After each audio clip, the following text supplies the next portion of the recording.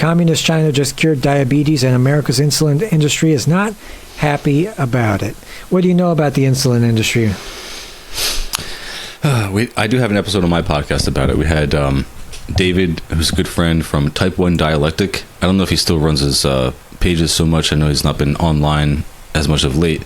But when he did, he was a really good meme lord as well, specifically with like communist diabetic related memes. And he was always talking a lot about the exploitative insulin industry, the fact that like, I want to say it was like David Bannister, something with a B, the guy who originally found out insulin, sold it to be, he had intended it for it to be free because it was so cheap to produce. And he was like, there's no way this should be some kind of like for-profit thing. We need to just spread this out for everybody. It's very easy to cure this, or like at least keep people alive with this medication that we have. There's no reason this should be some kind of like exorbitantly priced drug. And of course, I don't know if it was before he died or after, but yeah, it obviously became controlled by the industries and costs a lot of money now. Yeah. Crazy that capitalism could lead to something so kind of inhumane, you know, that we put a price tag on something. I got to look, how cheap is it to make? Because honestly, I don't think that it's very expensive to make. I think what's happening is that there's a cartel of a few different companies that are controlling it all. Yeah, it absolutely Let's check it that. out. Groundbreaking diabetes cure developed by Chinese scientists. Again, China whooping your behind 6 ways from Sunday. In a remarkable medical breakthrough, Chinese scientists have successfully cured a patient of type 2 diabetes through an innovative cell therapy approach. The achievement, reported by the Economic Times, has garnered international acclaim and holds profound implications for the millions grappling with this chronic condition worldwide. Now, somebody came at me and they said, how do we know that that's like real, man? Because China's always lying, man. Mm-hmm. And I was like, I think that it was checked out and peer reviewed, but I don't know. Well, how Once can the you Western believe press what reports on America it. says? Yeah. Once the Western press reports on it and then says, but at what cost, then you know it's real. Yeah, right. But at what they cured diabetes, but at what cost? The economy will suffer. Yeah. Jobs will have to. Yeah. The patient's journey to recovery. The patient, whose identity remains undisclosed, they're hiding something, underwent a cell transplant procedure in July 2021. Remarkably, within just 11 weeks, the patient no longer required external insulin injections. Over the subsequent year, the individual gradually reduced and ultimately ceased taking oral medications for blood sugar. So he gets better. Dr. Yin, one of the lead researchers, confirmed follow-up examinations showed that the patient's pancreatic islet function was effectively restored. The patient has now been insulin-free for an astonishing 33 months, marking a significant milestone in the field of regenerative medicine for diabetes treatment. The groundbreaking treatment that involved transplanting lab-grown replicas of the patient's own insulin-producing islet cells into their body, this ingenious approach effectively restored the patient's pancreatic function, enabling the body to regulate that blood sugar naturally. Timothy Kiefer, a professor from the University of British Columbia, praised the study, stating, I think that this study represents an important advance in the field of cell therapies for diabetes. Now, you can't really not talk about how well China is prioritizing money for scientific funding. Like, they're doing so good. They're picking out the things that they feel are important, and they're going after things and having rapid success in solving the problems that we used to solve in the West. So communism, folks, might want to take a second look. Just saying. Why the United States hates this. Oh, my favorite part. Disruption of the insulin market. So if the Chinese cell therapy approach proves to be successful in larger clinical trials and becomes widely adopted globally, it could significantly reduce the demand for insulin and other diabetes medications over time.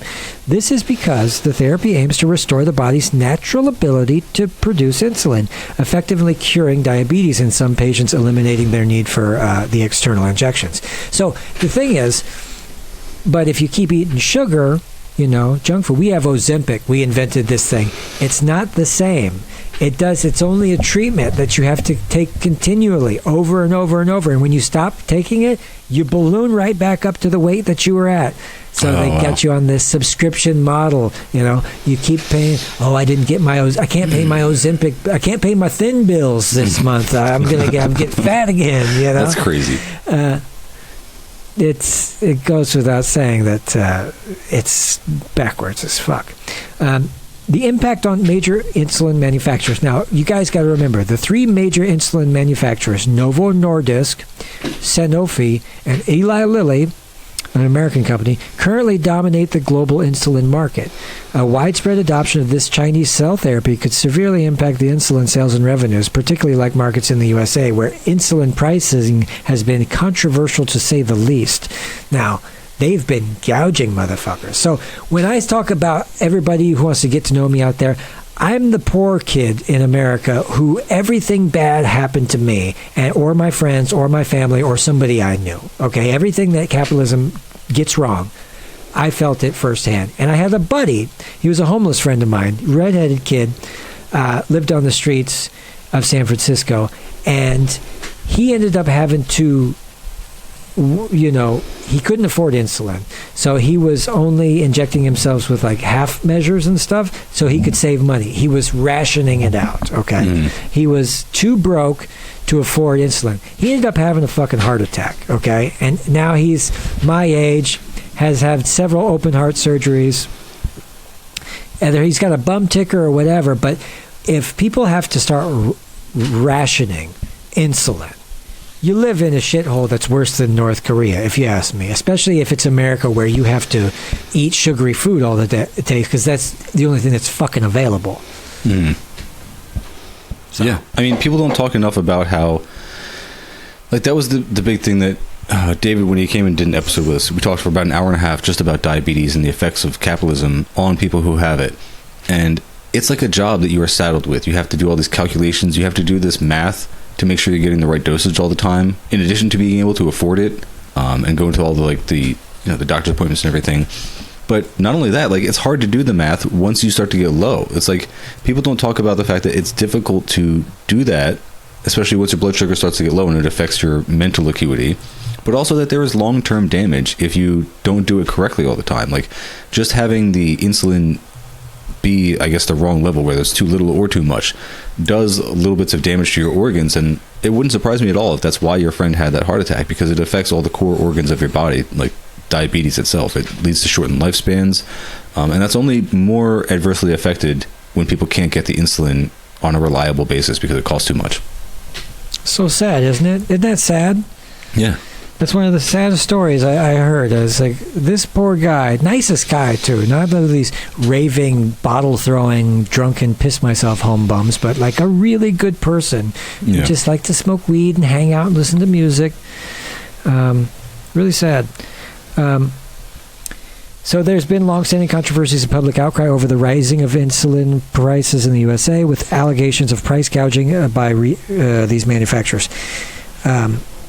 Hopefully the Chinese market could disrupt some of this, because they do the same with the diamond industry too. Is they get together, OPEC is the same thing, control the price of oil, get together with a few of your competitors, set a price, agree on it, and just make as much money as you possibly can. Everybody knows what happened with Martin Shkreli, right? You've heard of him? Oh yeah, I mean, I don't know if you wanted to tell the story real quick, but I'm familiar. The Wu-Tang Bandit.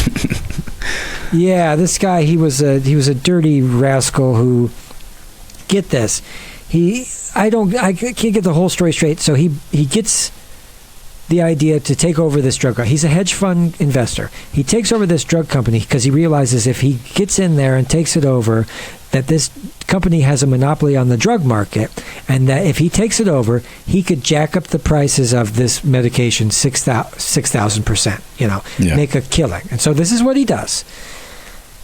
This was legal. This was a legal move. He gets caught doing some other stuff that's shady and fraudulent. Now, already, I don't know if this was life-saving medication, but it was medication. It was stuff that people needed. You'll have to look it up. Please tell me what I know, what I don't know.